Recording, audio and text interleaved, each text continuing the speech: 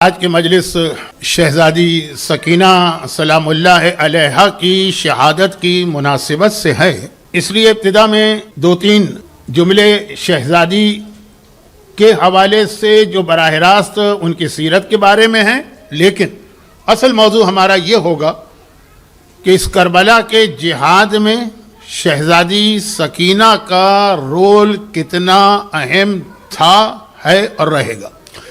بہت مشہور حدیث ہے، چوتھے امام ہی سے منسوب ہے، یہ ذہن میں رکھیے گا کہ 11 محرم کے بعد جو مجالس ہوتی ہیں ان میں اکثر چوتھے امام ہی کے فرامین کی روشنی میں بات کو آگے بڑھاتا ہوں، چاہے موضوع کوئی بھی ہو۔ چوتھے امام کی ایک بہت ہی مشہور حدیث ہے جس میں امام معصوم نے یہ ارشاد فرمایا کہ میرے بابا کو یہ دو نام اتنے پسند تھے، ایک اپنے بابا کا علی اور ایک اپنی ماں فاطمہ۔ یہ نام اتنے پسند تھے کہ اگر میرے بابا کہا کرتے تھے کہ اگر میرے 100 بیٹے ہوئے تو سب کا نام علی رکھوں گا، اور اگر میری 100 بیٹیاں ہوئیں تو سب کا نام فاطمہ رکھوں گا۔ آقا حسین کے حوالے سے اب جب یہ ہمارے سامنے حدیث آ گئی تو ہم دیکھتے ہیں کہ ان کی ساری اولادوں کے نام انہی دو ناموں کے اندر ہیں۔ لیکن بہرحال ایک گھر میں اگر 3 4 5 ایک نام کے ہوں تو مخاطب کرنے میں بڑی پریشانی تو ہو جاتی ہے۔ جب ان سے کوئی بات کی جائے تو پھر فرق کرنے کے لیے ہر ایک کے ساتھ کوئی نہ کوئی ایک نسبت لگائی گئی۔ یہ ساری چیزیں وہ ہیں جن کو بیان کرنے کی ضرورت نہیں تھی، لیکن چونکہ شہزادی سکینہ کے حوالے سے کچھ اختلافی جملے تاریخ میں موجود ہیں، تو اب مردوں کے حوالے سے تو پتہ ہے، پہلا بیٹا بھی علی تھا، دوسرا بیٹا بھی علی تھا، تیسرا بیٹا بھی علی تھا۔ اور آپ حضرات میں سے جو، میں کوئی نئی کنٹروورسی نہیں شروع کرنا چاہتا، فی الحال میرے پاس وقت نہیں ہے، لیکن آپ حضرات میں سے جو مڈل ایسٹ میں یا گلف میں رہ کر آئے ہیں انہیں معلوم ہے کہ وہاں پہ آقا حسین کے ایک چوتھے بیٹے کا نام بھی ہے، اور جو کربلا میں مقام علی اصغر دیکھ کر آئے ہیں ان کو بھی یہ معلوم ہے، اگر وہ کسی بتانے والے نے ان کو بتایا تو چوتھا بیٹا۔ ہمارے ہاں یہ اختلاف ہے کہ یہ تیسرے ہی بیٹے کا نام ہے۔ بہرحال تو 3 تو ہیں، اب علی اکبر، پھر علی اوسط، پھر علی اصغر، اور جو چوتھا ہے وہ علی عبداللہ، جسے عرب کے لوگ عبداللہ رضی کہتے ہیں۔ خیر، ہمارے اعتبار سے یعنی ہندوستان اور پاکستان کے اعتبار سے یہ حضرت علی اصغر ہی کا دوسرا نام تھا، عبداللہ رضی، اور اس کی وجہ سے آقا حسین ابو عبداللہ کہلاتے ہیں یا ابی عبداللہ۔ اب بیٹیوں کا مسئلہ یہ ہے کہ بیٹیوں کے بھی سب یہی نام ہیں۔ فاطمہ کبریٰ بڑی بیٹی تھی، پھر فاطمہ صغریٰ ان سے چھوٹی بیٹی تھی، اور جو آپ حضرات میں سے مڈل ایسٹ میں رہ کر آئے ہیں ان کو معلوم ہے کہ عراق میں، ایران میں فاطمہ صغریٰ فاطمہ علیلہ کہلاتی ہیں، اور پھر فاطمہ سکینہ۔ اب یہ جو تیسری بیٹی تھی ان کا نام بھی فاطمہ تھا، اپنی ہر بیٹی کی طرح سے، لیکن پہچان کے لیے جیسے ایک کو کبریٰ کہا، ایک کو صغریٰ کہا، تو چونکہ یہ باپ کے دل کی تسکین کا سبب تھی، آپ نے یہ روایت بہت سنی ہے کہ آقا حسین نماز شب کے اندر بھی اس بیٹی کی دعا کرتے تھے، اور بیٹیاں فاطمہ کبریٰ بھی تھی، بیٹی فاطمہ صغریٰ بھی تھی، لیکن خاص جناب سکینہ کے حوالے سے آقا حسین کا مشہور جملہ ہے، بلکہ ایک شعر ہے کہ میرا دل نہیں لگتا اس گھر میں جس میں رباب یا سکینہ نہ ہو۔ یہ آقا حسین کا بہت مشہور ایک شعر ہے۔ تو اب چونکہ باپ کے دل کو سکون پہنچاتی ہے تو فاطمہ سکینہ، لیکن اہل بیت اپنے گھر کی خواتین کے حجاب کی وجہ سے بہت زیادہ تذکرہ نہیں کیا کرتے ہیں اپنے گھر کی خواتین کا۔ زندان شام میں یہ بچی پہنچی تو اب ان کو نہیں معلوم شام والوں کو کہ یہ کون بچی، بس یہ کہ ہر رات کو اس کے رونے کی آواز سنتے ہیں۔ یہ رونا حسین کے جہاد اور مقصد کے لیے بہت اہم بنا۔ یہی میری آج کی مجلس کا اصل موضوع ہے تھوڑی دیر کے بعد۔ بس وہ ایک آواز سنتے ہیں، ایک بچی ہے جو رات بھر رو رہی، یا کم از کم آدھی رات تک رو رہی ہے اور دن بھر روتی، تو اب ان کو نام تو نہیں پتا۔ اب میں بہت احتیاط سے ایک بات کہہ رہا ہوں، ذرا سا یہ توہین والا جملہ بنے گا جب میں اردو میں کہہ رہا ہوں، تو اب وہ جب ایک دوسرے سے تذکرہ کرتے ہیں، نام نہیں معلوم کہتے ہیں وہ رونے والی، وہ رونے والی۔ عربی میں اسی کو رقیہ کہتے ہیں، رقت اردو میں بھی استعمال ہوتا ہے رونے کے بارے میں۔ تو ایک ہی بچی، نام فاطمہ، بابا پیار سے سکینہ کہا کرتا، لیکن بابا کے بعد جب مختلف مراحل جہاد کے، قید وغیرہ کے، بازاروں کے، درباروں کے، وہاں عام لوگوں کے سامنے تعارف فقط رونے کے حوالے سے ہوا تو رقیہ. یہی وجہ ہے کہ آج بھی زندان شام میں رقیہ بنت حسین کے نام سے ہی ان کا روضہ مشہور ہے. خیر، اب یہ جو جناب سکینہ کا ایک اہم لقب بنا، سکینہ، باپ کے دل کا سکون، وہ تو آپ اتنا مجلسوں میں سنتے ہیں، مرثیوں میں سنتے ہیں، سلام میں سنتے ہیں. مگر جو دوسرا نام بنا رقیہ، یہ بہت اہم ہے. اور غالباً اسی رقیہ نام کے لیے آقا حسین جناب سکینہ کو اپنے ساتھ لے کے گئے تھے، لیکن اب یہ تھوڑی دیر کے بعد بات ہوگی.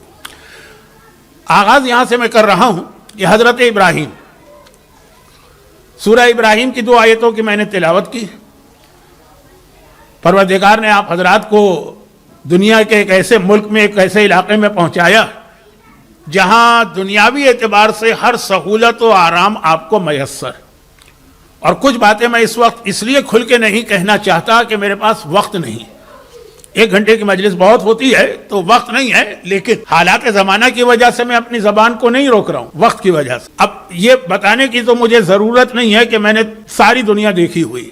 صرف وہ ایک انٹارکٹیکا ہے، وہاں تک نہیں گیا آج تک، کیونکہ وہاں کیا کروں گے جا کے؟ پینگوئن ہے تو وہ تو کوئی میری مجلس نہیں سنیں گے. انہی میں سے کوئی خطیب ہوگا. آقا حسین کا ذکر تو ہر ایک کرتا، انسان ہو کہ جانور ہو، حیوانات ہو کہ جمادات ہو، کائنات کی ہر مخلوق. لیکن ہمارا تو وہاں کوئی کام نہیں ہے، نہ پینگوئن میں جا کے کیا مجلس پڑھیں گے. اور ایک ساؤتھ امریکہ میں جانے کا موقع نہیں ملا. تو اب باقی جو ساری دنیا، اچھا ساؤتھ امریکہ کا تو کوئی مقابلہ ہی آسٹریلیا سے نہیں ہے. ساؤتھ امریکہ آپ کا انڈیا پاکستان جیسا ہی.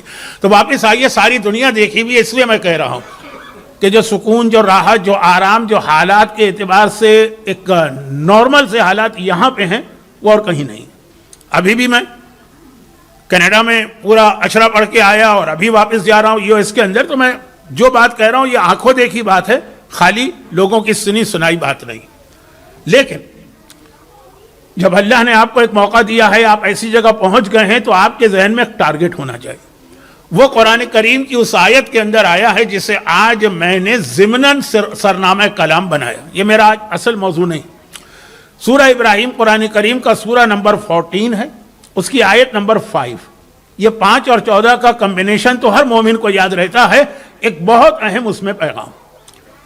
اس پیغام تک پہنچنے سے پہلے آیت نمبر 36 حضرت ابراہیم اپنی فیملی کو لے کے اس جگہ جا رہے ہیں کہ جس کے بارے میں اس وقت کسی کو نہیں پتا کہ کیا. ایک بے آب و گیا میدان. اچھا بعض اوقات مصیبتیں جب آتی ہیں تو اس میں انسان کے لیے کوئی نہ کوئی بہتری ہوتی ہے فیوچر کے اندر.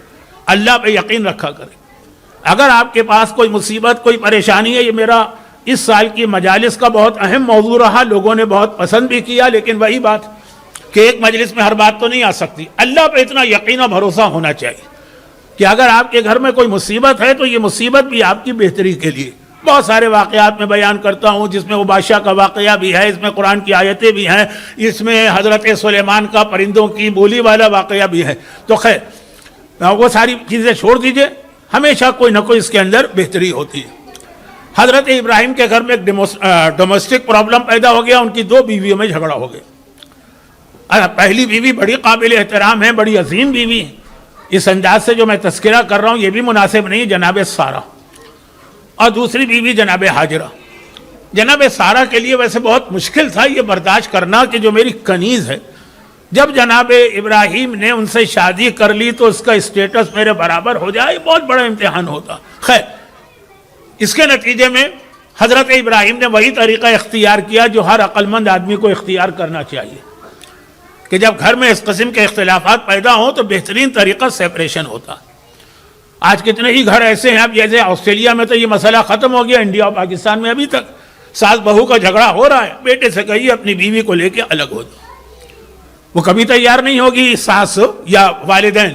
لیکن اب یہ ایک الگ موضوع ہے اور بہت اہم موضوع ہے، اس لیے کہ دنیا میں صاحبان ایمان کا سب سے بڑا پرابلم اس وقت یہی گھروں کے جھگڑے. لیکن ایک مجلس میں ساری باتیں تو جمع نہیں ہو سکتی. حضرت ابراہیم نے وہی طریقہ اختیار کیا کہ دونوں بیویوں کو الگ کر دیا. ایک کو پیلسٹائن میں رکھا جناب سارہ، ایک کو لے کے ایک ایسی جگہ آ رہے ہیں کسی کو نہیں پتا کہ کیا جگہ. اس گھریلو جھگڑے کے نتیجے میں ہمیں اور آپ کو مکے جیسی مقدس سرزمین ملی, حرم جیسا مقدس ماحول ملا, کعبہ جیسا مقدس گھر ملا. اس جھگڑے کے نتیجے میں جناب حاجرہ کو لے کے آ گئے, 2 بیویاں.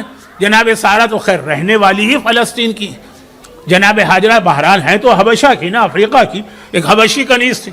یہی تانا تو جناب زید شہید کو دیا تھا اس وقت کے بادشاہ حشام نے. یہ ابھی آپ نے ماہ سفر کی مجلسوں میں سنا ہوگا. تو خیر ان کو لے کے ادھر آ گئے. اب کسی کو نہیں پتا کہ کون سی جگہ. اب وہاں پہ لے کے آ رہے ہیں, کچھ نہیں ہے, یہاں تک کہ ہم اور آپ کیا کہیں, خود حضرت ابراہیم کا جملہ قرآن نے رپورٹ کیا. یہی سورہ ابراہیم کی آیت, رب انی اسکنت من ذریتی بواد غیر ذی زرع, اے خدا میں اپنی ذریت اور اپنی فیملی کو اسکنتو سکونت دے رہا ہوں, جگہ دے رہا ہوں, یہاں پہ بسا رہا ہوں.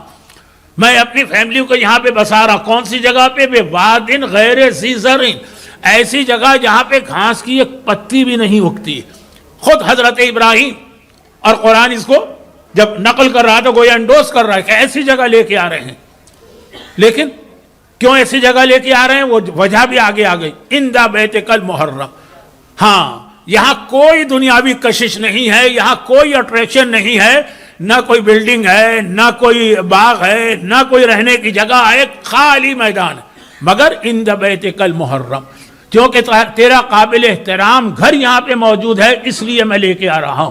تو قابل احترام گھر کی خاطر ہر زحمت برداشت. لیکن یہ ایک الگ موضوع ہے جو میں مکہ مکرمہ میں حج اور عمرے کے قافلوں کو بیان کیا کرتا ہوں. آگے دیکھیے یہاں پہ کیوں لے کے آ رہے. وہاں پہ ایک جھگڑا ہوا تھا, گھر کے اندر لڑائی ہوئی تھی 2 بیویوں کے درمیان. اب پتہ نہیں انگریزی میں کیا کہتے, اردو میں تو سوکن اور سوت ایک مسئلہ ہوتا, ان کا آپس کا جلاپا مشہور. اور جیسا کہ مولا کی حدیث بھی ہے کہ دنیا والآخرہ, دنیا اور آخرت سوکن اور سوت, دونوں ایک جگہ جمع نہیں ہو سکتے. دنیا لینا ہے تو آخرت چھوٹتی ہے, آخرت کو لینا ہے تو دنیا چھوٹتی ہے. لیکن جیسا کہ میں بار بار کہہ رہا ہوں کہ پوری تقاریر ہیں جن کی جانب ایک جملے میں اشارہ کر کے میں اصل موضوع پہ آ رہا ہوں. اصل موضوع تو خلاصہ یہ کہ یہاں پہ لا کے رکھا کیونکہ تیرا قابل احترام گھر. مگر کیا خالی اس وجہ سے لائے ہیں؟ نہیں, آگے بتا رہے ہیں لیقیم الصلاۃ, میں اپنی فیملی کو یہاں پہ اس لیے لایا ہوں تاکہ وہ نمازی بنے. حضرت ابراہیم ایک اصول دے رہے ہیں کہ جب بھی انسان کہیں مائیگریشن کرے, ایک جگہ سے دوسری جگہ جائے, تو سب سے پہلی چیز اس کے ذہن میں ہونا چاہیے کہ میری اولاد میں قیامت تک نماز باقی رہے. اور اسی 2 آیتوں کے بعد حضرت ابراہیم کی دعا بھی قرآن نے بتائی. یہ دعا نہیں ہے, یہ تو حضرت ابراہیم کی ایک رپورٹ ہے کہ اے خدا میں اپنی فیملی کو لے کر ایسی جگہ پہ آ رہا ہوں جہاں گھاس کی پتی بھی نہیں ہے, صرف اس لیے تاکہ نمازی بنے. اس کے بعد وہ آگے دعا آتی, رب اجعلنی مقیم الصلاۃ ومن ذریتی وربنا تقبل دعا. اس کے بعد دعا, اور اے خدا اب مجھے نمازی بنا اور میری اولاد کو نمازی بنا. ٹارگٹ دے رہے ہیں حضرت ابراہیم, نمازی بنا اپنے لیے بھی اپنے. اس کے بعد پھر وہ تیسری دعا تھی, ربنا اغفر لی ولوالدی وللمؤمنین یوم یقوم الحساب. یہ تیسری والی دعا تو ہر ایک کو یاد ہے. اس سے پہلے جو جملہ تھا وہ یہ کہ اے خدا مجھے نمازی بنا. تو مکہ آباد ہوا, خانہ کعبہ ہمارے سامنے آیا, اس لیے کہ حضرت ابراہیم یہاں پہ آئے تھے اپنی اولاد کو نمازی بنانے کے لیے. اس کے اوپر کبھی کمپرومائز نہ کیجیے گا. میرا موضوع آج نماز نہیں, لیکن ضمن یہ بات آ گئی تو میں اس کو نظر انداز بھی نہیں کر سکتا ہوں کہ نماز کے بارے میں آپ کبھی کمپرومائز نہ کریں. نماز ہر صورت میں اپنی حد تک نہیں, اپنی اولاد کی حد تک, بلکہ حضرت اسماعیل کی قرآن نے تعریف کی. اور کیا کہہ کے تعریف کی ہے, وَكَانَ يَأْمُرُ أَهْلُهُ بِالصَّلَاةِ, وہ اپنے گھر والوں کو مسلسل نماز کا حکم دیتے تھے. وَكَانَ عِنْدَ رَبِّهِ مَرْضِيًّا, تو اللہ کے نزدیک وہ مرضیہ تھے. مرضیہ وہ آیت ہے جو آپ عاشور کے مجلس میں سنتے ہیں, یا ایتھا النفس المطمئنہ ارجعی الی ربک راضیۃ مرضیہ. کہا ابراہیم اس لیے مرضی جس سے اللہ راضی, اس لیے ابراہیم نے اسماعیل, یہ حضرت اسماعیل کی آیت. اچھا یہ والے اسماعیل نہیں, ابراہیم اور اسماعیل کے نام سے جو باپ بیٹے ہیں وہ ایک الگ, اور ایک اسماعیل اور بھی تھے جن کے بارے میں قرآن نے کہا وہ اپنے گھر والوں کو نماز کا حکم دیتے تھے, اس لیے اپنے رب کی بارگاہ میں انتہائی پسندیدہ تھے. تو خیر یہ ضمنی بات ہے, یہ میرا اصل موضوع نہیں, میرے دماغ میں بھی نہیں تھا کہ اس پہ بات کروں گا. لیکن چونکہ مغربی دنیا میں آنے کے بعد, پوری دنیا کی میں اب بات کر رہا ہوں, اب خالی آسٹریلیا کی بات نہیں کر رہا ہوں, پوری دنیا میں یہاں آنے کے بعد لوگوں کا دماغ خراب ہو جاتا ہے. وہ سمجھتے ہیں کہ پتہ نہیں ہم کون سے اللہ کے چوزن بندے ہیں, یا کہاں سیدھے جنت سے یہاں اتارے گئے, اب ہم ہر کام کر سکتے ہیں. اور چونکہ یہاں پہ وہ دباؤ بھی نہیں ہوتا جو ہمارے ملکوں میں تو ہوتا ہے. اپنے ملکوں میں ایک فیملی کا دباؤ ہے, ایک معاشرے کا دباؤ ہے, کمیونٹی کا دباؤ ہے, بہت سارے گناہ دل چاہتا ہے اور آدمی نہیں کر پاتا ہے, اس لیے کہ بہرحال ایک دباؤ. یہاں پہ ہر ایک آدمی آزاد ہے. اس آزادی کے ماحول میں ایسا نہ ہو. ظفر آدمی اس کو نہ جانیے گا خواہ کیسا ہی صاحب فہم و ذکا, جسے عیش میں یاد خدا نہ رہی, جسے تیش میں خوف خدا نہ رہا. بہادر شاہ ظفر کا مشہور شعر, عیش میں یاد خدا نہ رہے. عیش میں تو زیادہ یاد خدا ہونا چاہیے. خدا بندہ احسان ہے تیرا, شکر ہے تیرا کہ تو نے ہمیں ایسی جگہ دی, ہمیں ایسے مواقع دیے, ہمیں آگے بڑھنے کی وہ سہولتیں عطا کی ہیں. جب چوتھے امام کی پھوپھی نے جابر ابن عبداللہ انصاری کو بلایا, جیسا میں نے کہا نا کہ ضمناً ایک آدھ کوئی واقعہ کوئی حدیث چوتھے امام کی آ ہی جاتی ہے 11 محرم کی مجالس کے بعد سے.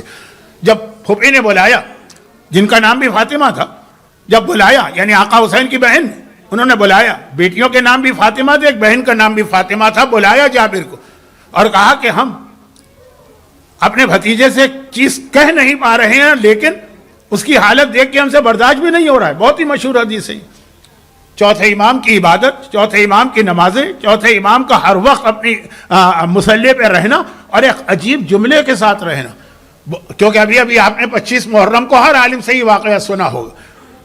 مجھے یقین نہیں ہے کہ کبھی 25 محرم آئے اور یہ واقعہ کسی نہ کسی مجلس میں آپ نہ سنیں. یہ بھی میں نے احتیاطاً کہا, ورنہ ہر مجلس میں کہ چوتھے امام کے گھر میں جب آگ لگ گئی تھی اور گھر والے چیختے ہوئے باہر نکلے تھے, اور جب آگ بجھائی گئی وہ پوری کیفیت, لیکن چونکہ میرا موضوع بھی یہ نہیں ہے اور یہ واقعہ بھی بہت مشہور ہے, تفصیل میں نہیں جا رہا. جب آگ بجھائی گئی, گھر والے دوبارہ گھر میں آئے تو دیکھ کے حیران ہو گئے نا کہ چوتھے امام مصلی پہ نماز پڑھ رہے ہیں. جس وقت آگ لگتی ہے اس وقت کسی کا خیال نہیں رہتا, سب ایک مرتبہ جس کو جہاں جدھر منہ لگا ادھر وہ بھاگتا ہے نا. تو جب گھر والے نکل تو گئے, اب واپس آئے, لیکن ابھی امام کو اس حالت میں دیکھ ہی رہے ہیں کہ امام کے اگلے جملے نے ان کو اور حیران کر دیا. امام نے نماز ختم کی, چاروں طرف دیکھا, یہ دیوار جلی ہوئی, دروازہ جلا, یہ کھڑکی جلی ہوئی. کہا کہ کیا ہوا, یہ سب جل کیسے گیا, کیا آگ لگ گئی تھی گھر میں؟ اب تو گھر والوں کی حیرت اور بڑھی کہ ہم تو سمجھ رہے تھے کہ یہ نماز میں تھے, یہ نماز توڑنا نہیں چاہ رہے تھے. جملہ بتا رہا ہے کہ ان کو پتہ ہی نہیں چلا کہ گھر میں آگ لگی. ایک ہے کہ آپ کو پتہ چل جائے لیکن آپ کہیں کہ نہیں نماز اہم عبادت, میں فلاں کام کے لیے اپنی نماز نہیں توڑوں گا, وہ بعد میں دیکھ لوں گا. اور ایک ہے کہ جملہ یہ ہو کہ یہ کیا ہوا, کیا یہ دیوار کیسے جل گئی, دروازہ کیسے جل گیا, کھڑکیاں کیسے جل گئی, کیا آگ لگی تھی. یہ جملہ بتا رہا کہ امام کو پتہ ہی نہیں چلا کہ آگ لگی ہے. ایک مرتبہ لوگوں گھر والے سب گھر والے محرم رشتہ دار ہیں, خواتین ہیں, خواتین ہی زیادہ تھیں کربلا کے بعد. فرزند رسول آپ کو پتہ ہی نہیں چلا. یہ اتنی زبردست آگ, یہ آگ کیسے, یہ کیفیت کیسے ہوئی کہ آپ کو احساس تک نہ ہوا. کیا جواب تھا چوتھے امام کا, کیا اپنے لیے تھا؟ نعوذ باللہ, جو یہ سوچے میرے اعتبار سے تو اسی وقت وہ کفر میں داخل ہو گئے. چوتھے امام نے کہا جہنم کی آگ کے خوف نے دنیا کی آگ میرے دل سے نکال دی. کیا نعوذ باللہ اپنے لیے؟ یہ ہمارے اور آپ کے لیے ہے نا کہ دیکھو اہمیت نماز کو سمجھو کہ یہ نماز میں غافل ہوئے تو جہنم کی آگ تمہارا انتظار کر رہی ہے. یہ کوئی صادقتاً مجلس نہیں پڑھ رہی ہے. چوتھے امام مصلی پہ کھڑے ہو کے جلے ہوئے گھر میں اپنے سارے گھر والوں کو پیغام دے رہے ہیں. تو خیر, ایک جملہ جو میں پتہ نہیں کتنی مرتبہ پڑھ چکا ہوں اور جب تک زندہ رہا پتہ نہیں کتنی مرتبہ پڑھوں گا, کہ چوتھے امام کی شہادت کے بعد جب ان کی کنیز سے پوچھا گیا کہ تو نے 30 سال امام کی خدمت کی, کربلا کے بعد 35 سال امام دنیا میں رہے نا, 30 سال امام کی خدمت کی, امام کی زندگی ہمیں بتا دے. سوال کرنے والے نے جب یہ سوال کیا تو کنیز نے کہا اچھا یہ بتاؤ تفصیل سے سننا ہے کہ مختصر سننا. سوال کرنے والے نے کہا تفصیل, امام کے حالات کی تفصیل کون سن سکتا ہے, مختصر بتاؤ. تو مختصر 2 جملے. کہا 30 سال خدمت امام میں رہی, نہ کبھی رات کو بستر بچھایا نہ دن کو کبھی کھانا تیار کیا. ارے ہم تم سے تمہارے بارے میں نہیں پوچھ رہے, اپنے آقا اور مولا کے بارے میں پوچھ رہے ہیں. تم کیا کرتی ہو گھر میں اور کیا نہیں کرتی ہے, اس سے ہمارا کیا تعلق. کہا یہی تمہارے سوال کا جواب ہے. ایک رات مجھے یاد نہیں ہے کہ میرا آقا اور مولا بستر پہ جا کے سویا ہو, پوری رات مصلی پہ رہتے تھے. بستر بچھاتی تو کس کے لیے, اور ایک دن مجھے ایسا یاد نہیں ہے کہ جب امام بغیر روزے کے ہوں جن کو کھانا پکاتی یا تیار کرتی تو کس کے لیے. اتنی عبادت کہ گھر والوں کو یہ ڈر لگا کہ کہیں نماز پڑھتے پڑھتے عبادت کرتے کرتے چوتھے امام دنیا سے نہ رخصت ہو جائیں. لیکن امام ہے تو اب گھر والوں کی ہمت نہیں ہو رہی ہے کہ امام سے کوئی بات کریں. جابر ابن عبداللہ کو بلائیں گے. جابر ابن عبداللہ آپ کو بہت یاد آ رہے ہوں گے, اس لیے کہ اس وقت اگر کوئی عراق میں کہیں بھی قدم رکھے گا ایک عجیب منظر ہوگا. ہر طرف سے قافلے پیدل سواریوں پر جہازوں پہ بسوں میں سب بھر بھر کے آ رہے ہیں زیارت کربلا کے لیے. ایک عجیب ماحول ہوگا اس وقت عراق کا ماحول. آپ میں سے بہت سے لوگ تو زیارت کر چکے ہیں اور کچھ ابھی جانے والے ہوں گے اسی ہفتے میں. لیکن جب کبھی زیارت کی جاتی تو سب سے زیادہ ہمیں کون یاد آتا ہے؟ کربلا والوں کی بات نہیں کر رہا ہوں, جابر ابن عبداللہ انصاری. یہ وہ پہلا انسان ہے جس نے کربلا میں آقا حسین کی قبر کی زیارت کی. پہلا زائر جابر ابن عبداللہ انصاری. اور یہیں پہ ایک جملہ میں کہتا ہوں کہ روایت میں ہمیں بہت ہی اہم اصول بتایا گیا, ایک فارمولہ بتایا گیا, الدال علی الخیر کفاعلہ والدال علی الشر کفاعلہ. اگر کوئی کسی کو گناہ کا راستہ دکھاتا تو جو گناہ کرنے والا ہے اس کو تو اس کا عذاب ملے گا ہی, لیکن جتنے لوگوں نے وہ گناہ کیا ہے ان سب کا ٹوٹل ملا کے عذاب دیا جائے گا اس پہلے آدمی کو جس نے یہ راستہ لوگوں کو دکھایا, یہ راستہ کھولا, جس نے پہلی بار اپنے گھر میں نمازیں قضا کی ہیں. اس کے خاندان میں جب تک نمازیں قضا ہوں گی ہر قضا کرنے والے کو اپنا گناہ ملے گا, لیکن ان سب کا ٹوٹل گناہ ملا کے اس پہلے آدمی کو دیا جائے گا. جس مومنہ نے پہلی مرتبہ حجاب اتارا, یہ حجاب تو تھا نا اہل بیت کے زمانے تک تو تھا, ہر مومنہ کرتی تھی, جس نے پہلی بار حجاب اتارا. اس کے بعد جن جن نے حجاب اتارا ہے ہر ایک کو اپنی بے حجابی کا گناہ ملے گا, مگر یہ سارا ٹوٹل بے حجابی کا گناہ ملا کے اس پہلے خاتون کو دیا جائے گا جس نے یہ ریت یہ رسم یہ رواج اپنے گھر یا اپنے خاندان میں رائج کیا. اور آج کل کا زمانہ تو ہے وہ زمانہ کہ جیسا کہ معصوم کی حدیث کہ جب نئی نئی بیماریاں معاشرے میں آ جائیں تو سمجھ لینا کہ نئے نئے گناہ شروع ہو گئے. جب نئے گناہ ہوتے ہیں تو اللہ نئی بیماریاں معاشرے میں پیدا کر دیتا. تب روزانہ یہاں تو آج کل میڈیا کی وجہ سے کبھی فلاں جگہ وائرس نکل آیا, فلاں جگہ بیماری نکل آ گئی, فلاں خطرناک مرض دنیا میں پھیل رہا, WHO نے یہ وارننگ جاری کر دی, فلاں ملک نے یہ وارننگ جاری کر دی. کیونکہ ہم دیکھ بھی رہے کہ یہ موبائل سے لے کے جتنا میڈیا اس وقت ہمارے پاس ہے, جتنا بھی اس وقت ہے, روزانہ ایک نیا گناہ ہمارے سامنے آ رہا ہے کہ نہیں آ رہا. ادھر گناہ آ رہا اور ادھر اللہ کی طرف سے وہ بیماریاں آ رہی. تو اب جس نے یہ پہلی مرتبہ اپنے گھر میں آغاز کیا, آج کل تو بہت ساری نئی نئی چیزیں ہیں نا, یہ واٹس ایپ سے لے کے اور یوٹیوب سے لے کے ساری چیزیں, ٹیکنالوجی کے خلاف تو کوئی نہیں, بلکہ آج تبلیغ دین کا بہترین ذریعہ بھی یہی. لیکن ایک اصولی بات ہو رہی کہ جتنے گناہ سب کا عذاب ملے گا اس پہلے آدمی کو جس نے یہ چیز ایجاد کی یا چیز بنائی. اسی طرح نیکی کا بھی اصول, اگر آپ نے اپنے گھر میں نماز قائم کر دی, اب جب تک کہ آپ کے خاندان میں نماز پڑھی جائے گی سب کا ٹوٹل ثواب بھی آپ ہی کو ملے گا. اور جس بچی نے پہلی مرتبہ اپنے خاندان میں, کیونکہ جملہ تو میں نے فخر کے ساتھ سنا, بڑے فخر کے ساتھ ایک مومن مجھے ملے, کہا مولانا الحمدللہ میں نے پورا اپنا فیملی ٹری دیکھ ڈالا. یہ اتنا بڑا دعویٰ کر رہے ہیں وہ. 4 چیزیں ایسی ہیں جو آج تک ہمارے خاندان میں نہیں آئیں اور قیامت تک نہیں آئیں, اور ان میں پہلی چیز حجاب تھی, اور دوسری چیز خمس تھی, تیسری چیز بڑی نازک سی ہے تقلید. خیر خلاصہ یہ کہ بڑے فخر سے کہہ رہے ہیں کہ آج تک نہ ہمارے یہاں حجاب آیا نہ قیامت تک آئے گا. تو اب ایسے ماحول جس پہلی بچی نے یہ حجاب شروع کیا اور اس کی دیکھا دیکھی 1 2 3 جو بھی اس کے راستے پہ چلے سب کو الگ الگ ثواب ملے گا, ٹوٹل ثواب پہلے کو ملے گا. اب اندازہ کر 20 ملین 25 ملین کربلا کے زائرین تو خالی 40 میں آ رہے ہیں, اور 40 کے علاوہ کتنے آتے ہیں. ہر زائر کو اپنی زیارت کا ثواب مل رہا, مگر سب کا ٹوٹل ثواب جمع ہو کے جابر ابن عبداللہ انصاری کے نامہ اعمال میں لکھا جا رہا کہ تم نے جو زیارت کا سلسلہ شروع کیا, اب قیامت تک جو زیارت کرے گا اس کا ثواب اس کو بھی ملے گا اور اس کا ثواب تمہیں ملے گا. تو یہ جابر تو ہمیں ہر وقت یاد آتے ہیں جب کبھی کربلا کی زیارت کی بات ہو, لیکن 40 کی زیارت تو جابر زیادہ یاد آ رہے ہیں. خاندان کے بہت ہی چہیتے قسم کے صحابی تھے اصحاب رسول میں. کچھ نے تو کیسے ہی پیغمبر کی آنکھ بند ہوتے ہی طوطے کی طرح آنکھیں پھیر لی, کچھ نے کس طرح اپنے کچھ ویسٹڈ انٹرسٹ کی وجہ سے اہل بیت کو چھوڑا. جابر پہلے دن سے آخری دن تک خاندان کے ساتھ رہے. ان کے 2 واقعات تو بہت مشہور ہیں, واقعات نہیں پڑھ رہا, صرف بتا رہا ہوں کہ جابر کو کیوں بلایا گیا. جابر اپنی جوانی میں رسول خدا کو مکے میں جا کے ہجرت کی دعوت دے چکے ہیں, یعنی پیغمبر کی جوانی کے ساتھ ہی ہیں یہ. جب پیغمبر جوان تھے اس وقت جابر جوان تھے. چوتھے امام کے آنے تک بہت ضعیف ہو گئے. حدیث قصہ انہی کے ذریعے آئی. اب میں نے حدیث قصہ کی طرف اشارہ نہیں کی کہ قیامت تک جب حدیث قصہ پڑھی جائے گی اس سب کا ثواب ٹوٹل جابر کو ملے گا. کربلا کی زیارت جابر نے شروع کی. جابر ہی کے ذریعے سے 5ویں امام کو سلام بھجوایا گیا. مجمع میں کون یہ چیزیں نہیں جانتا کہ میں ان چیزوں پہ زیادہ وقت لگاؤں. تو بہت ضعیف بھی ہیں, خاندان کے اتنے قریب کہ آج تک ایک مسئلہ زیر بحث تو ہے جس کو میں چھیڑنا نہیں چاہتا ہوں کہ آخر حدیث قصہ کی زیارت کی روایت جابر نے شہزادی سے کیسے سنی؟ کیا ہم نے سامنے بیٹھ کے سنی، پردے کے پیچھے سے سنی، یا جابر اور شہزادی کے بیچ میں کوئی ایک خاتون اور بھی ہیں جن کا نام نہیں آیا؟ بہرحال ایک بحث ہے کہ حدیث قصہ روایت تو جابر ابن عبداللہ انصاری سے، لیکن جابر نے شہزادی سے سنا، شہزادی کا حجاب تو ہمیں اور آپ کو معلوم، تو جابر تک یہ حدیث کیسے پہنچی؟ خلاصہ یہ سمجھ لیجئے کہ بیچ میں پردہ ہے، شہزادی حجاب کے اندر ہے، پردے کے پیچھے، جابر پردے کے باہر ہے۔ یہ وہی منظر ہے جو آپ نے کربلا میں حبیب ابن مظاہر کی آمد کے وقت دیکھا تھا کہ پردہ ہے، زینب خیمے کے اندر ہے، حبیب خیمے کے باہر ہے، اور حسین پردے کے برابر کھڑے ہیں، اور زینب کا سلام حبیب کو براہ راست جا رہا ہے۔ تو جابر کا اسٹیٹس بتا رہا ہوں کہ شہزادی کونین جابر سے حجاب کے پیچھے سے صحیح براہ راست بات کر رہی۔ تو اب خاندان میں بڑی ایک عمر بھی ہو گئی ہے ان کی، رسول خدا کے ساتھ ہی ہے، رسول کے بعد مولا علی کا زمانہ، امام حسن کا زمانہ، امام حسین کا زمانہ، چوتھے امام کا۔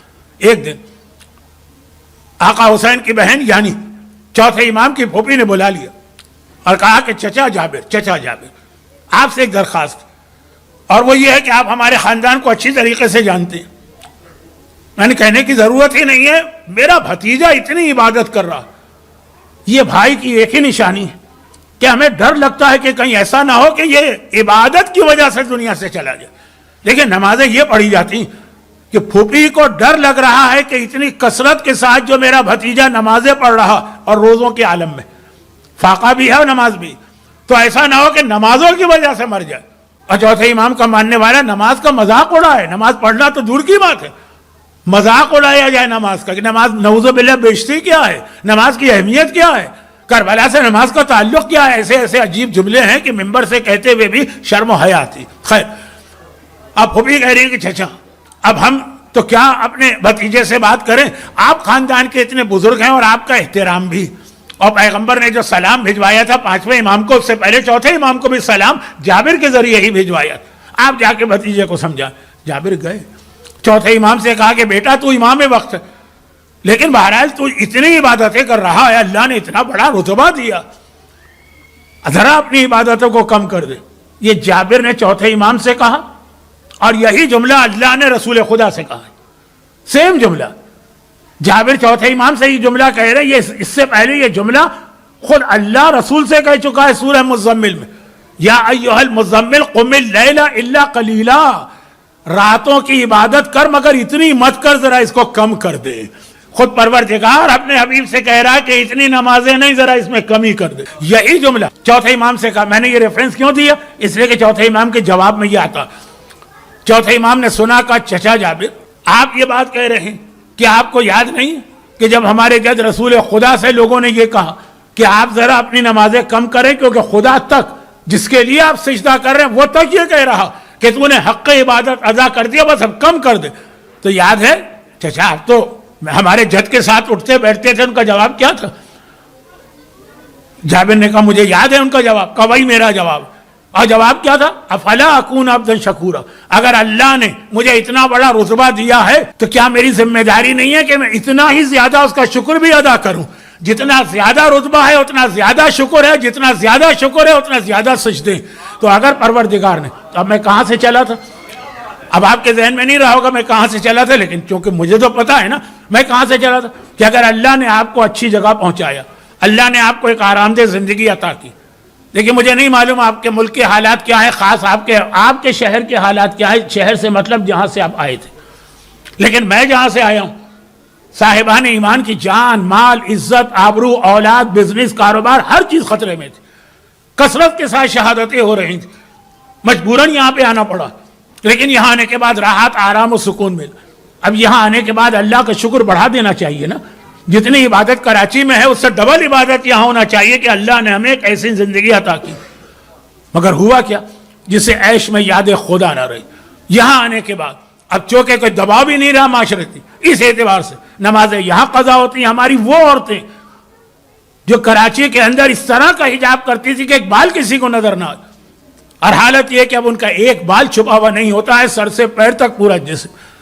افلا اکون عبدا شکورا، جب اللہ نے نعمتیں دی ہیں تو تمہیں زیادہ شکر ادا کرنا۔ اب یہاں پہ ہمارے سامنے وہ جملہ آ گئے کہ حضرت ابراہیم انہوں نے تمام صاحبان ایمان کو، اپنے زمانے کے مومنوں کو نمرود سے نجات دلائی. یہ انبیاء کی ایک بہت بڑی ذمہ داری ہوتی. موسیٰ نے فرعون سے نجات دلائی، پیغمبر اسلام نے، یہ تو خیر ساری دنیا کے کفر سے، لیکن پہلے ابراہیم آتے ہیں. نمرود سے نجات دلائی. اب کہتے ہیں کہ بھئی تم لوگ اپنا شکر بڑھاؤ، اللہ کی زیادہ عبادت کرو. جب تک کہ نمرود کا ظلم تھا تو لوگ زیادہ عبادت کرتے تھے گھروں میں چھپ کے، لیکن کرتے تھے.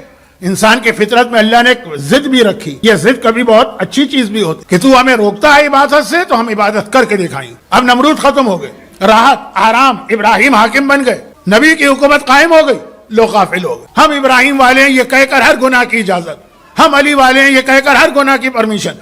حضرت ابراہیم نے سورہ ابراہیم کی 5ویں آیت ارشاد فرمائی، جو اس وقت تک آیت نہیں تھی، ابراہیم کا جملہ تھا.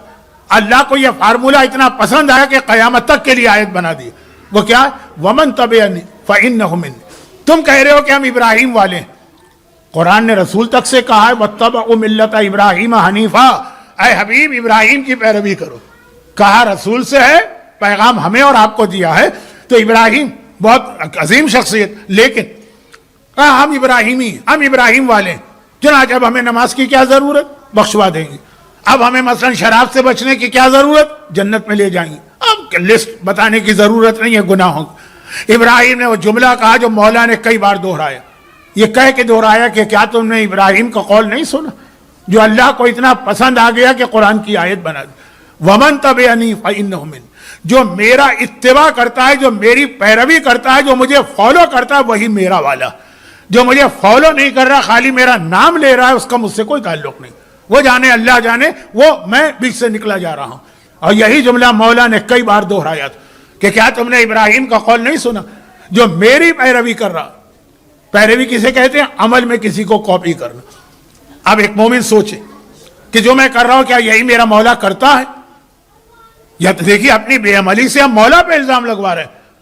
کیونکہ اگر کسی غیر مسلم نے جملہ سن لیا کہ پیروی کرنے والا میرا والا، تو ہم نے کہا ہم علی والے. اس نے کہا اچھا ان کے گھر میں بے حجابی ہے تو علی کے گھر میں بھی نعوذ باللہ یہی ہو.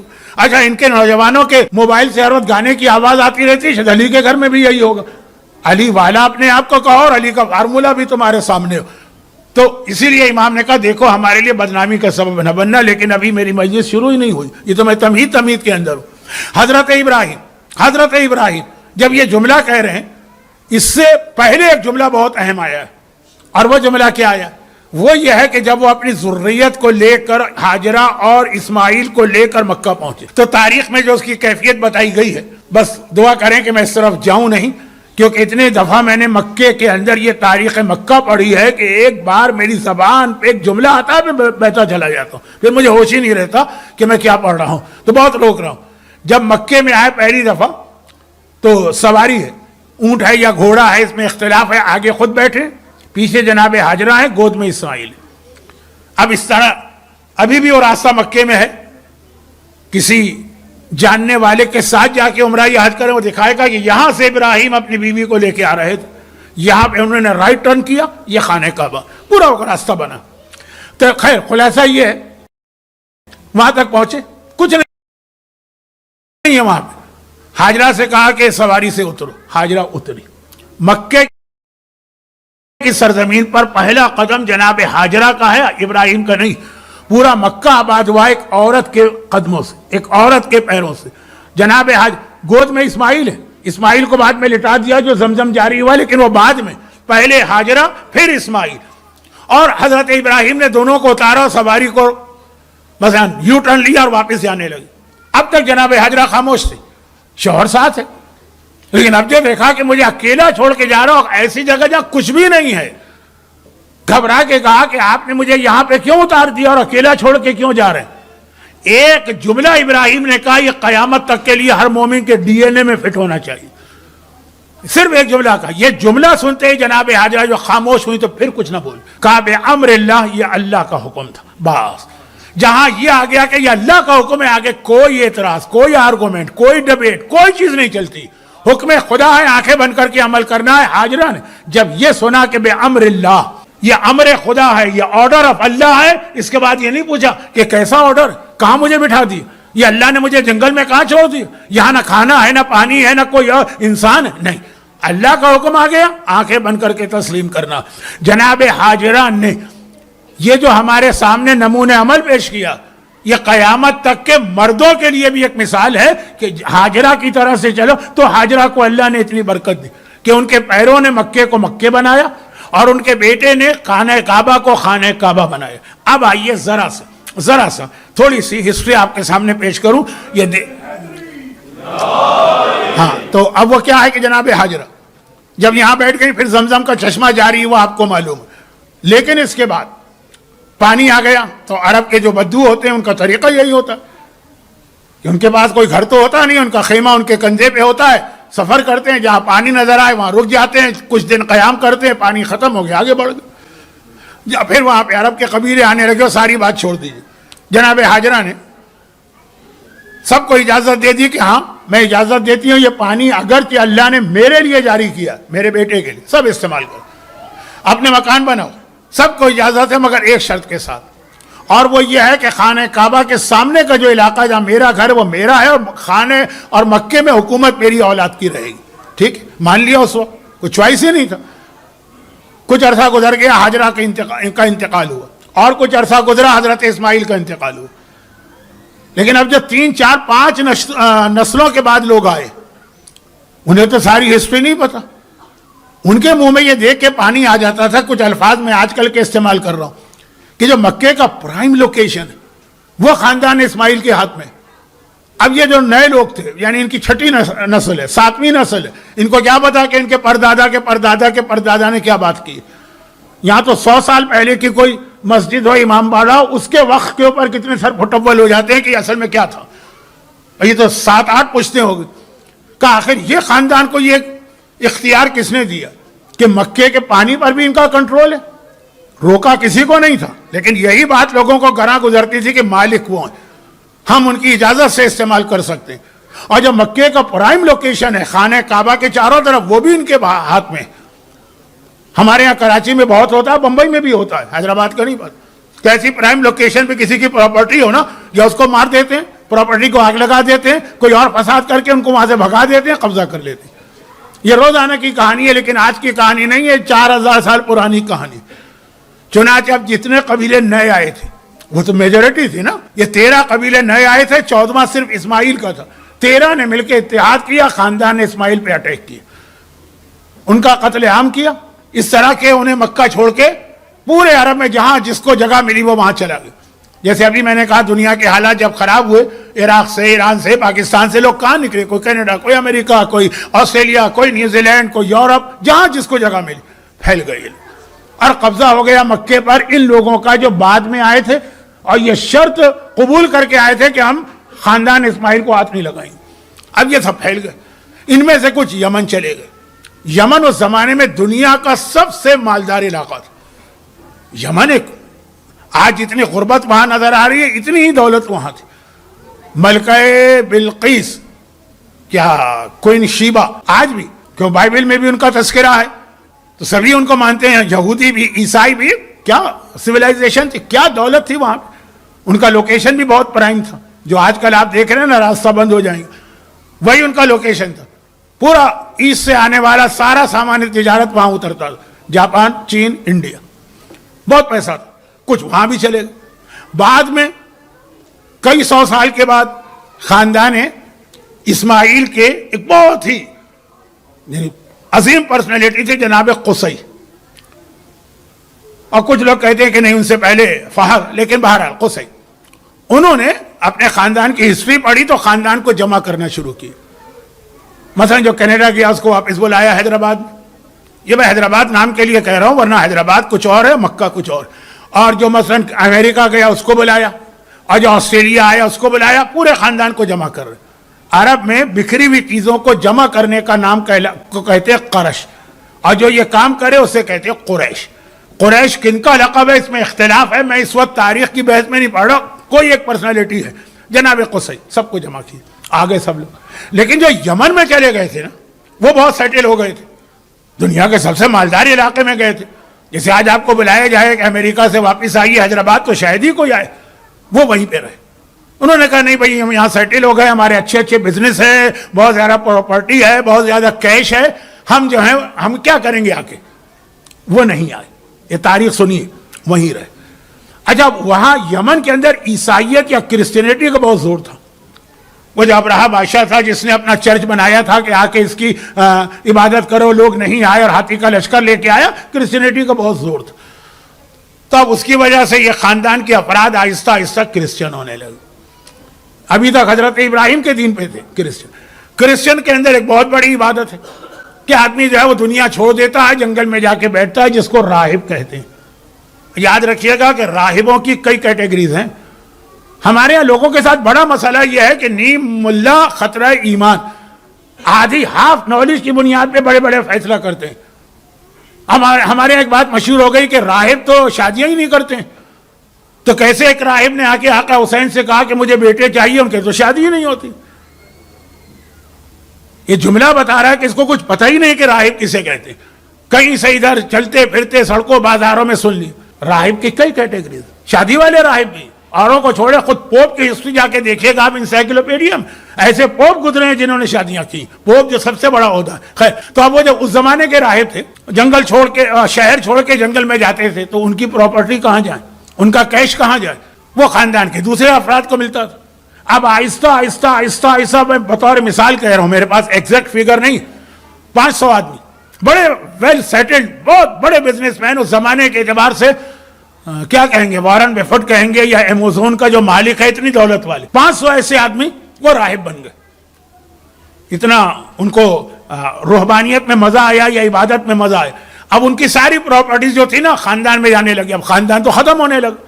آخر میں یہ ساری پراپرٹی ایک آدمی کے پاس آ گئی, باقی سب چلے گا. اس کا نام تھا خویلد.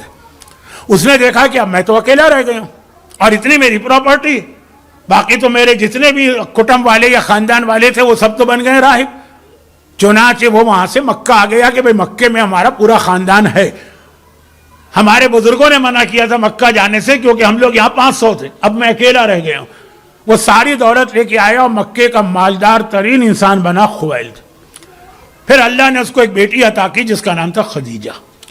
یہ خدیجہ اس اعتبار سے عرب کی سب سے مالدار خاتون تھی کہ ان کے پاس مکے کی دولت نہیں تھی, وہ یمن کے 500 اس زمانے کے بلینرز کی دولت ان کے باپ کو ملی تھی.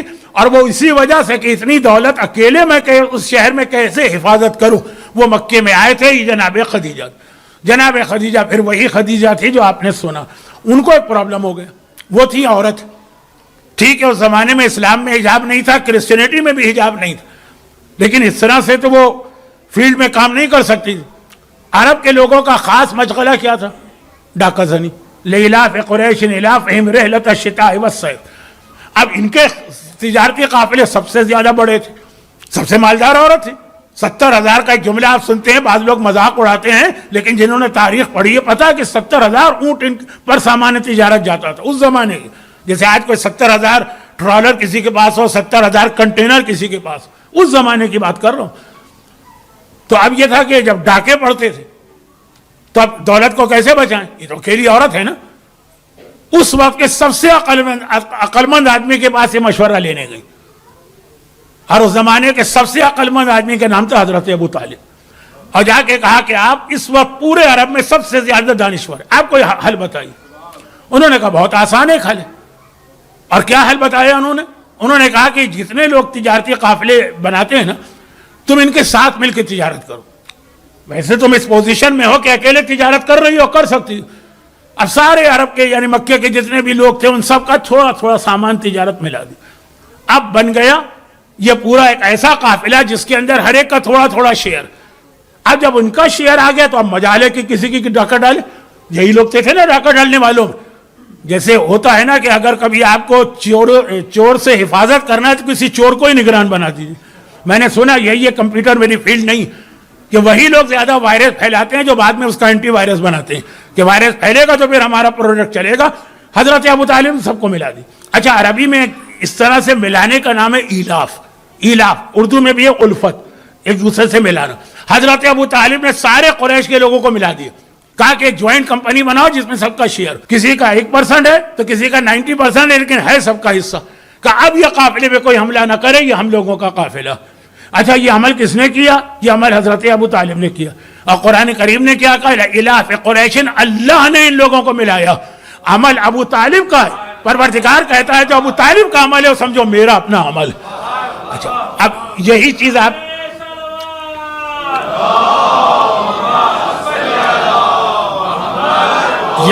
یہی چیز آپ نے ان آیتوں میں سنی، علم یجد کا یتیمن فآوا، تم یتیم سے ہم نے پناہ میں لیا. پناہ ابو طالب کی، اللہ نے کہا یہ میری پناہ. عمل ابو طالب کا، اللہ نے کہا میرا عمل ہے. حضرت ابو طالب نے اس انداز سے جناب خدیجہ کو مشورہ دیا جس سے جناب خدیجہ کے دل میں خاندان بنی ہاشم کی خصوصی محبت پیدا ہوئی اور پھر شادی ہوئی. اب یہ جو شادیوں کا سلسلہ آگے چلا، اس میں آگے ایک بہت عجیب واقعہ پیش آیا، اور وہ یہ ہے کہ جب آقا حسین کی شادی ہوئی تو ان کی بیوی کا انتقال فوراً ہو گئے. آقا حسین کی پہلی اور اہم ترین بیوی کا نام ہے شہر بانو، اور تمام مورخ متفق ہیں کہ آقا حسین کے یہاں چوتھے امام کی ولادت ہوئی اور ودن 10 days جناب شہر بانو کا انتقال ہو گیا. اب اس کے بعد پھر دوسری، بالکل ابھی تو سمجھیے کہ آقا حسین کتنی ایج ہے، 32 33، پوری زندگی پڑی، دوسری شادی کی ضرورت پڑی. لیکن ویسے بھی اہل بیت کے گھرانے میں ایک سے زیادہ شادیاں ہوتی تھیں جس کی بہت ساری مصلحتیں. اب جب یہ دوسری شادیوں کی ضرورت پڑی، اس میں ایک واقعہ پیش آیا. وہ کیا؟ یمن میں ایک غریب انسان رہتا تھا، امرؤ القیس اس کا نام تھا. یہ امرؤ القیس جو ہے نا عرب کا ایک بہت مشہور شاعر بھی، وہ الگ ہے. اس نے یہ سن لیا کہ جی میرے دادا کے بھائی کے پتہ نہیں کون وہ مکے جا کے بہت مالدار ہو گئے. جناب خدیجہ کے والد کی بات ہو رہی، میں یہاں بہت غریب ہوں، اس کی بیوی بھی مر گئی، بچیاں بھی میری چھوٹی ہیں، ان کو پالنا. کب میں وہاں جاتا ہوں، وہ میرا خاندان ہے، ایک زیادہ پرانا بھی نہیں ہے، 2 یا 3 پیڑھیاں، 2 پیڑھیاں، ان کے پاس اتنی دولت ہے، یقیناً وہ میری مدد کریں گے. مکے آیا تو پتہ چلا کہ جناب خدیجہ کی تو وفات ہو چکی، اور پورا خاندان جو ہے جناب خدیجہ کا وہ تو سب مکے سے مدینہ ہجرت کر گیا. اب یہ مدینے آیا. اب مدینے آیا اور یہ چل رہا تھا، مدینے میں ٹھہرا ہوا تھا، لیکن اب اس کو ڈھونڈنا ہے نا کہ میرا جو اصل خاندان ہے خدیجہ والا وہ کہاں ہے، کون آدمی اس سے تعلق رکھتا ہے، اس سے جا کے بات کروں گا. تو اس نے ایک ابھی ڈھونڈنا ہے نا، ابھی مدینے میں آ کے اسٹے کیا اس نے بہت ہی غریب سے گھر میں، یعنی مسافر خانہ، بہت ہی غریب سے. آپ کربلا زیارت کے لیے جاتے ہیں، آپ بھی ایسی جگہ نہیں رہیں گے جبکہ آپ زیارت کے لیے جا رہے ہیں، ہر قربانی دینے کے لیے. اور وہ ایک منظر دیکھتا ہے، شام کو بیٹھتا ہے، خالی آدمی ہے نا، کیسے ڈھونڈوں اپنے فیملی کو. فیملی سے مطلب وہ جو لمبا رشتہ میں نے بتایا نا کہ ٹائم میرے پاس بہت کم ہے، اور چونکہ آج یہاں پہ ماتم بھی ہے، نیاز بھی ہے، دوسری مجلس بھی ہے، تو جلدی جلدی میں اختتام پر آ جاؤں. شام کو دیکھتا ہے کہ ایک آدمی آتا ہے اور بہت چہرے سے ہی تھکن لگ رہی ہے، پسینہ بھی ہے، گرد بھی جمی ہوئی ہے، لگ رہا ہے کہ پورا دن محنت کر کے آیا. اور اس کو آتا دیکھتے ہیں تو چھوٹے چھوٹے بچے دوڑ کے آ جاتے ہیں، اور آنے کے بعد اس کو گھیرے میں لیتے ہیں. وہ چاروں طرف دیکھتا ہے، اور جب یہ دیکھتا ہے کہ کسی کی توجہ نہیں تو وہ اپنی جیب سے تھوڑے تھوڑے پیسے نکال کے ان کو دیتا ہے. یہ سب خوشی سے واپس چلے جاتے ہیں. چلے دیکھا ایک منظر. اگلے دن پھر وہ مسافر خانے کے دروازے پہ ایسے ہی شام کو خالی بیٹھا، پھر یہی منظر. تیسرے دن بھی اس نے جب یہ منظر دیکھا تو کسی سے پوچھا کہ یہ بچے کون ہیں؟ کہا یہ مدینے کے وہ بچے ہیں جن کے باپ مختلف جنگوں میں مارے گئے، یتیم ہو گئے، ان کے پاس کھانے کو کچھ نہیں. تو یہ کون آدمی ہے؟ کہا کہ یہ رسول کا داماد ہے جو سارا دن اس لیے مزدوری کرتا ہے تاکہ ان بچوں کی مدد کی جا سکے، اپنے گھر والوں کے لیے نہیں. یہ سارا دن جو کماتا ہے وہ لا کے ان یتیم بچوں کو چپ کے دے دیتا. جیسے ہی امرؤ القیس نے یہ جملہ سنا، 3 دن سے دیکھ بھی رہا، بے اختیار اس کی زبان پہ آیا ما اشرف الفتح. یہ جوان کتنا شریف ہے، سارا دن دوسروں کے لیے محنت کر کے آ رہا ہے، یتیم بچوں کو، اور کسی کو جتا بھی نہیں رہا، دکھا بھی نہیں رہا، بتا بھی نہیں رہا. لیکن عجیب لفظ استعمال کیا. عربی زبان میں جوان کے لیے کئی لفظ ہیں، شباب کا لفظ بھی آج کل آتا ہے. اس نے کہا فتح. قرآن کریم نے فتح 2 جگہ استعمال کیا. ایک حضرت ابراہیم کے لیے استعمال کیا، ایک حضرت یوشع ابن نون کے لیے استعمال کیا. حضرت یوشع ابن نون وہ تھے جو حضرت موسیٰ کے وصی تھے جناب ہارون کے انتقال کے بعد. مگر جب جناب موسیٰ کا انتقال ہوا تو موسیٰ کی بیوی نے وصی کو ماننے سے انکار کیا تھا، اور ان کے خلاف میدان میں فوج لے کے آئی تھی. نبی کی وہ بیوی پہلا واقعہ تھا کہ نبی کی بیوی نبی کے وسیع کے خلاف فوج لے کے آئی تھی. قرآن نے کہا کہ جناب یوشع کے لیے فتح. اور ایک حضرت ابراہیم کا واقعہ بیان کیا قرآن، اور کہہ رہا ہے کہ جب سارے بڑے بت توڑ دیے گئے، وہ شہر والے تو کہیں گئے ہوئے تھے میلے پر، حضرت ابراہیم نے سارے بت توڑ دی. شام کو آئے، دیکھا ہمارے بت ٹوٹے، گھبرا کے کہا یہ کس نے کیا؟ لوگوں نے کہا ایک فتح ہے جو بتوں کے خلاف بولتا رہتا. تو قرآن نے لفظ فتح دو کے لیے استعمال کیا، یا وہ فتح ہے جو بتوں کو توڑے، یا وہ فتح ہے جس کے خلاف نبی کی بیوی فوج لے کر میدان میں آئے جس وسیع کے خلاف. بس اسی لیے ایک مرتبہ جبرائیل کو بھی کہنا پڑا لا فتح الا علی لا سیف الا ذوالفقار. اس لفظ فتح کو قرآن کی روشنی میں سمجھیے. اور میرے پاس اگر میں لمبی تمہید نہ باندھتا تو وقت ہوتا تو میں اور مزے سے بتاتا، لیکن خیر اس نے کہا کہ کتنا شریف ہے یہ جوان. لا فتح، جو جبرائیل نے لفظ فتح استعمال کیا، جو قرآن نے ابراہیم کی بت شکنی کے موقع پہ یہ لفظ استعمال کیا، وہ میرے مولا کے لیے امرؤ القیس کی زبان پہ بے اختیار آ گیا جبکہ وہ نہیں پہچانتا. اور ایک مرتبہ قریب آ کے کہتا کہ اے مرد شریف، میری 3 بچیاں اور میری بیوی مر چکی ہے، میں اپنی بچیوں کے لیے بہت پریشان ہوں، کیا کچھ ایسا انتظام ہو سکتا ہے کہ میری ان یتیم بچیوں کی شادی ہو جائے؟ میں بہت مختصر کر رہا ہوں. مولا نے کہا ٹھیک، میں تینوں بچیوں کو اپنے خاندان میں شامل کر رہا ہوں. بڑی بیٹی کا نام تھا ماہیہ، وہ اس وقت شادی کے قابل تھی، یہ مولا کائنات کی بیوی قرار پائی. ان کی چھوٹی بہن جو بیچ والی درمیانی سلمہ، وہ بھی تقریباً شادی کی عمر کے قریب تھی، ان کی شادی کی امام حسن کے ساتھ. اور تیسری بچی بہت چھوٹی تھی، وہی ایج تھی جو بعد میں جناب سکینہ کی ہے، جس کا نام تھا رباب. اس کو مولا نے اپنے گھر میں رکھا. تو 2 بہنیں ایک باپ کے پاس کے گھر میں گئی، ایک بیٹے کے. اور پھر جب مولا کی شہادت کے بعد اور امام حسن کی شہادت کے بعد رباب شادی کی عمر کو پہنچی تو آقا حسین کا انتخاب کیا گیا کہ مولا وصیت کر کے گئے تھے کہ یہ تیسری بچی، جس کو میں نے اپنی پناہ میں ایک یتیم بچی سمجھ کے لیا، جس کی ماں مر گئی، اس کی شادی میرے حسین سے ہوگی. تو یہ 3 بہنیں اس گھر میں آتی ہیں. ایک مولا کی بیوی بنی ماہیہ، ایک امام حسن کی بیوی بنی ام سلمہ، ام فروہ، اصل نام ان کا سلمہ، جناب قاسم کی والدہ، اور ایک آقا حسین کی بیوی بنی رباب. اب جناب رباب جب اس گھر میں آ رہی تو آلریڈی اس گھر میں ہیں جو غیر کے یتیموں کا اتنا خیال کرتا ہو، یہ تو اپنے گھر کی یتیمہ بچی. جناب رباب کو بڑے ناز و نام کے ساتھ پالا گیا. ان کی بڑی بہن امام حسن کی بیوی، اور اس سے بڑی بہن مولا کائنات کی بیوی. اور جب شادی کے قابل ہوئی اور آقا حسین سے شادی ہوئی تو پھر اللہ نے اولاد دینا شروع کی. پہلے بیٹی پیدا ہوئی جس کا نام رکھا گیا فاطمہ سکینہ. اور پھر کچھ عرصے کے بعد کربلا کا واقعہ جس مہینے میں شروع ہوتا ہے رجب، اس میں دوسرا بیٹا پیدا ہوا جس کا نام رکھا گیا علی اصغر. اب یہ 2 اولادیں جناب رباب کو اللہ نے دے دی، ایک سکینہ ہے اور ایک اصغر. یہاں پر میں مصائب کا ایک جملہ اکثر پڑھا کرتا ہوں، اسی کو دوہرا کر جناب سکینہ کے مصائب کے اختتام کی طرف آتا ہوں. اور وہ یہ کہ جناب رباب خاندان مکمل، بہت خوش. شب عاشور آقا حسین نے 2 امتحان لیے تھے. ایک مردوں کا امتحان تھا جو بہت مشہور، وہ کیا تھا کہ نماز کے بعد چراغ گل کر کے کہا جانے والے چلے گئے، یہ ہر ایک کو معلوم. ایک امتحان آقا حسین نے شب عاشور عورتوں کا بھی لیا تھا آدھی رات کے بعد. پہلا امتحان تھا مغرب کی نماز یعنی رات کے شروع میں، دوسرا امتحان تھا آدھی رات کے بعد. وہ کیا تھا؟ وہ کسی سے بات نہیں کی. آقا حسین یہ رات عبادت میں گزار رہے ہیں. آدھی رات کے بعد بستر سے یا مصلی سے کھڑے ہوئے اور اب خیمہ گاہ میں گھوم رہے ہیں، ایک ایک بیوی کے خیمے کا جائزہ لے رہے ہیں.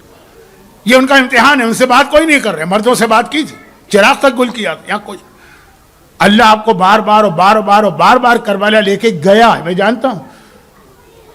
یہاں مسئلہ یہ نہیں ہے کہ آپ سے پوچھا جائے کہ آپ میں سے کوئی کربلا گیا. یہاں تو یہ ہے کہ ہر ایک کوئی 8 کوئی 10 کوئی 20 دفعہ گیا. خیمہ گاہ بھی گئے، اگرچہ اس وقت ایک جناب ام فروہ کا خیمہ باقی اور ایک جناب زینب کا خیمہ جو آقا حسین کے خیمے کی پشت پر ہے، لیکن چاروں طرف باقی بیویوں کے خیمے. آقا حسین ایک ایک خیمے کو دیکھ رہے ہیں. اور یہ امتحان بیویوں کا کیا دیکھ رہے ہیں؟ باہر سے دیکھ رہے ہیں. کہ ہر بیوی کل کے جہاد کے لیے اپنی اولاد کو تیار کر رہی ہے، اور کتنی خوشی کے عالم میں ہے ہر بیوی. لیلا نے گود میں اکبر کا سر رکھا ہوا ہے، بالوں میں کنگھی کرتی جاتی ہے.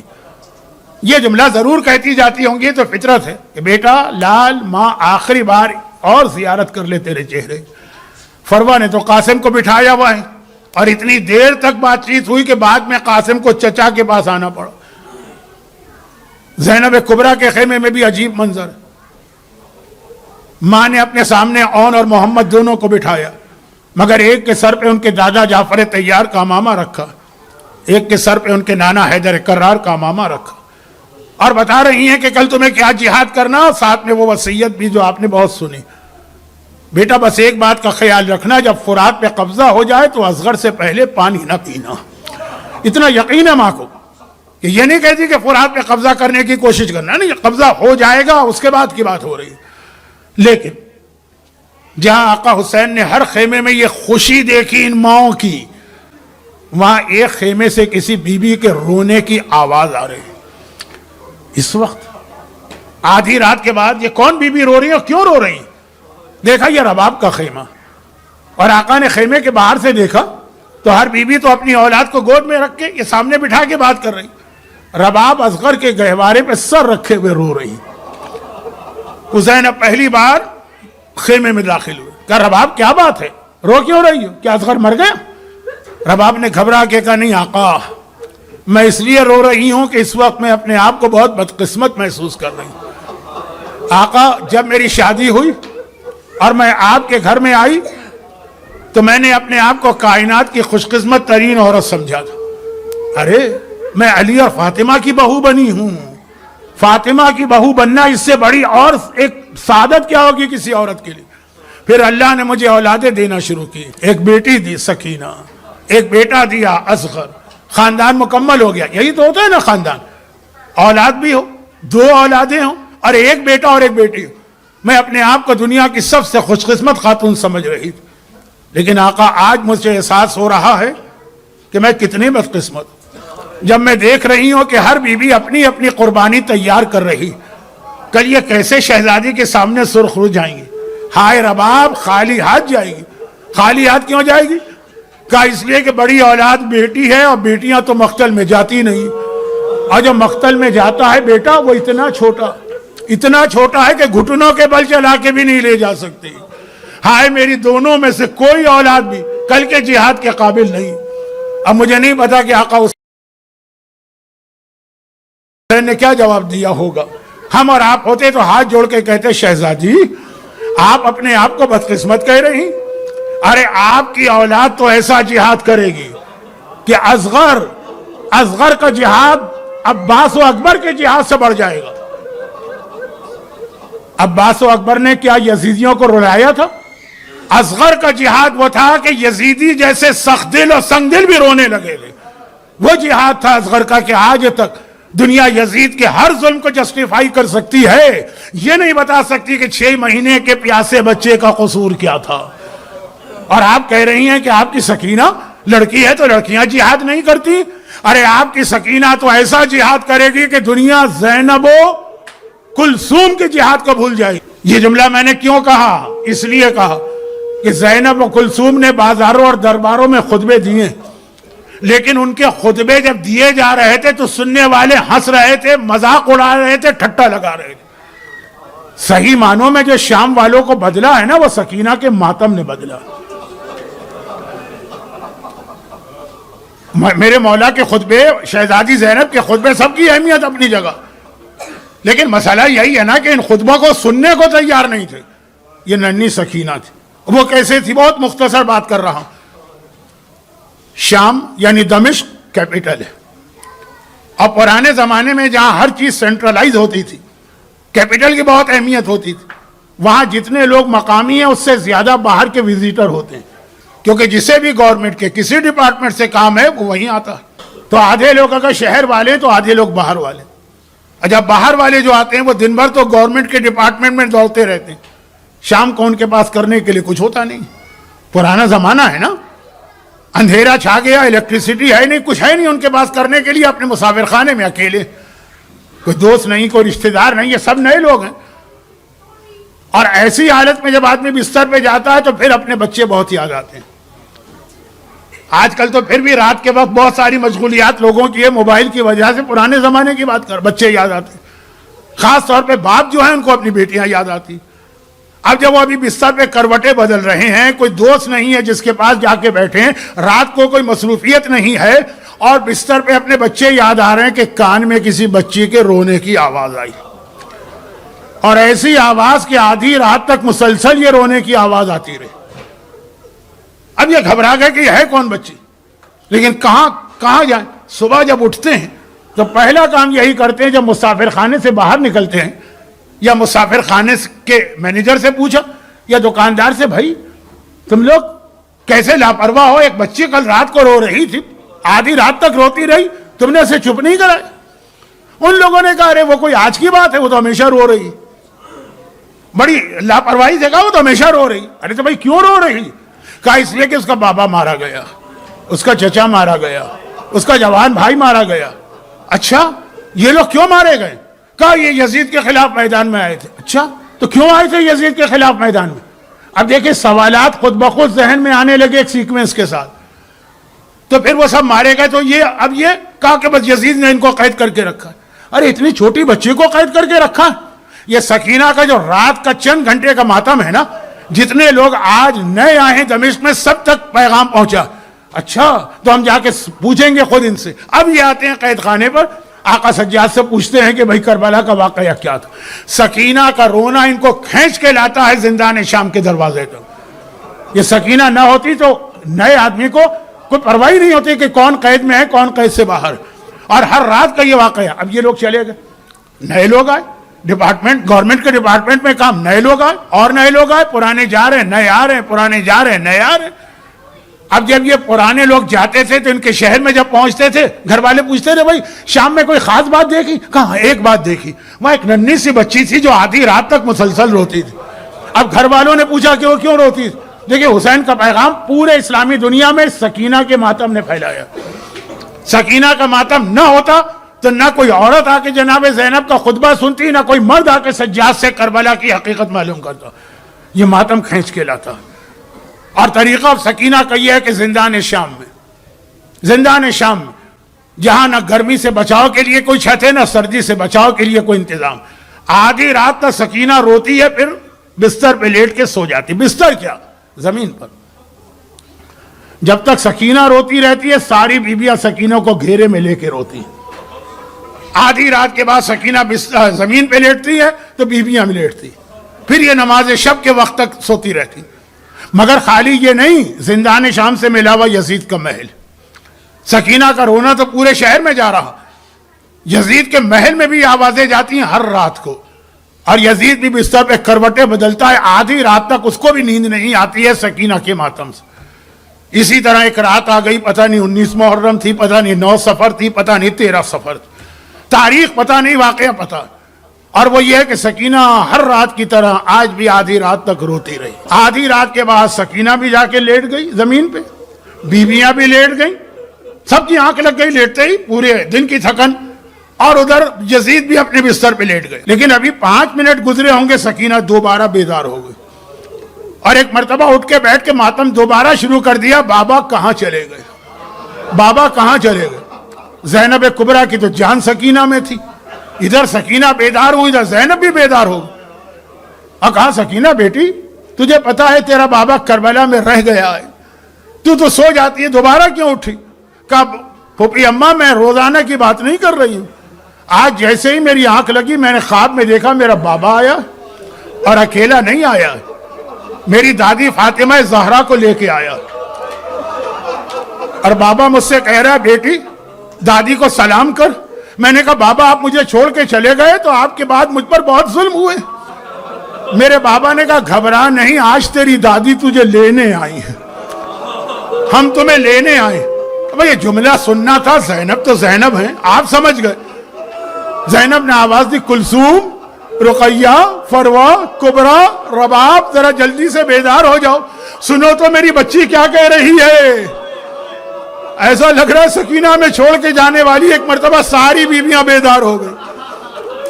جو سکینہ کا خواب اور فاطمہ کا آنا سنا تو سب ایک ہی نتیجے پہ پہنچے. اب تو زندان شام میں ایسا گریہ ہوا کہ آج تک نہیں ہوا تھا. اب یہ آوازیں یزید کے محل کی دیوار سے ٹکرا گئی. یزید بھی گھبرا کے اٹھ گئے اور ایک مرتبہ کہنے لگا یہ بچی کیا آج مجھے آدھی رات کے بعد بھی نہیں سونے دے گی؟ جاؤ جا کے اسے چپ کراؤ. کنیزوں اور غلاموں نے ہاتھ جوڑ لیے, کہا حاکم کوئی بھی حکم دے دے عمل کریں گے. یہ ناممکن حکم ہے. ارے کیوں ناممکن ہے؟ کہا کیسے چپ کرائیں؟ اگر ہم اسے کوڑے مارتے تو اور روتی ہے, بابا ذرا اپنی سکینہ کو بچا لے. اگر ہم اسے تماچے لگاتے ہیں اس کا ماتم اور بڑھ جاتا ہے. چچا عباس ذرا آ کے دیکھ تیری سکینہ پہ کیا گزر رہی. کیسے چپ کرائیں؟ یزید کہتا تو کہ آج بھی مجھے نیند نہیں ملے گی. ایک کنیز صاحب اولاد تھی. اس نے کہا یزید ایک چیز سمجھ میں آتی ہے, بچی بار بار کہہ رہی ہے میرا بابا میرا بابا, اس کے بابا کا کٹا سر تیرے خزانے میں ہے نا, وہ بھجوا دے. شاید باپ کا سر دیکھ کر بچی کو تسلی اور وہ چپ ہو جائے. اس وقت یزید اتنا مجبور ہے نا, بھجوائے. ادھر سکینہ زندان شام میں بیٹھی, چاروں طرف بیویاں گھیرے میں لے کے کھڑی. اچانک سکینہ کھڑی ہو گئی اور دروازے کی جانب جانے لگی. زینب نے کہا بیٹی کہاں جا رہی ہے؟ کہا پھوپھی اماں دروازے سے مجھے بابا کی خوشبو آ رہی ہے, ایسا لگ رہا ہے کہ میرا بابا آ رہا. اور زینب نے پلٹ کے دیکھا تو زندان شام کا دروازہ کھلا. کنیزیں ایک تشت لے کے آئیں جس پہ کپڑا پڑا ہوا. زینب کبریٰ کے سامنے یہ تشت رکھا اور کہا کہ حاکم نے یہ تشت بھجوایا. آدھی رات کے وقت یہ تشت. زینب نے کپڑا ہٹایا, بہن کی نگاہ کے سامنے بھائی کا کٹا ہوا سر آ گیا. پہلا کام کیا کیا جو آپ بھی کریں گے, ساری بیویاں اپنی اپنی جگہ سے احترام میں کھڑی ہو گئی. کٹے سر کا رخ کیا, السلام علیکہ یا ابا عبداللہ, السلام علیکہ یا ابن رسول اللہ. آقا اپنی کنیزوں کا سلام قبول کیجیے. اور زینب نے حسین کا کٹا سر سکینہ کی گود میں دیا. سکینہ نے باپ کا سر لیا, جھکی, باپ کے ہونٹوں پہ ہونٹ رکھے. علماء نے کہا آج تاریخ الٹی ہو گئی, آج ہسٹری چینج ہو گئی. ہمیشہ حسین جھک کے سکینہ کا بوسہ لیتے تھے, آج بیٹی جھک کے باپ کا بوسہ لے رہی. اور بوسہ لیتے لیتے کہہ رہے بابا ذرا دیکھ میرے کان اب تک زخمی ہیں, میرے رخسار پہ اب تک تماچوں کے نیل پڑے ہیں. مگر بچی چپ ہوئی. کہا بابا میں تو اپنی فریاد کر رہی ہوں, تو مجھ سے زیادہ زخمی نظر آ رہا ہے. ارے تیرے ہونٹ یزید کی چھڑی سے زخمی ہیں, ارے تیرا گلا کٹا ہوا ہے. اور روتے روتے ایک مرتبہ سکینہ کی آواز آنا بند ہو گئی. زینب کبریٰ گھبرا گئی. سجاد بیٹا ذرا دیکھ میری بچی پہ کیا گزری ہے. خدا کسی جوان بھائی کو چھوٹی بہن کی یہ حالت نہ دکھائے. ایک بار میرا مظلوم آقا آگے بڑھا, سکینہ کے بازو کو تھاما, پلٹ کے پھوپھی اماں کو دیکھا, کہا پھوپھی اماں انا للہ و انا الیہ راجعون. ارے میری بہن مجھے چھوڑ کے بابا کے پاس چلی گئی. اور زندان شام میں محمد کی یہ نواسی جلے ہوئے کرتے میں, خون آلود کردے میں دفن کر دی. اجرکم اللہ علی ولعنۃ اللہ علی اعدائہم اجمعین وَسَيَعْلَمُ الَّذِينَ ظَلَمُوا أَيَّ مُنْقَلَبٍ يَنْقَلِبُونَ.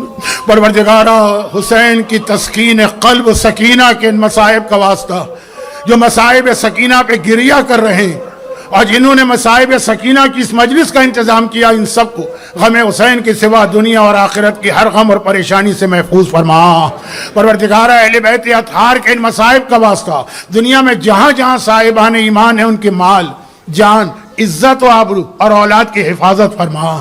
خدا بندہ صاحبان ایمان گریہ کر رہے ہیں, یہ وہ وقت ہے کہ جب یہ آنسو رومال زہرا میں جمع ہو رہے ہیں, انہیں قیامت میں ہماری شفاعت اور دنیا میں ہماری ہر دعا کی قبولیت کا ذریعہ قرار دے.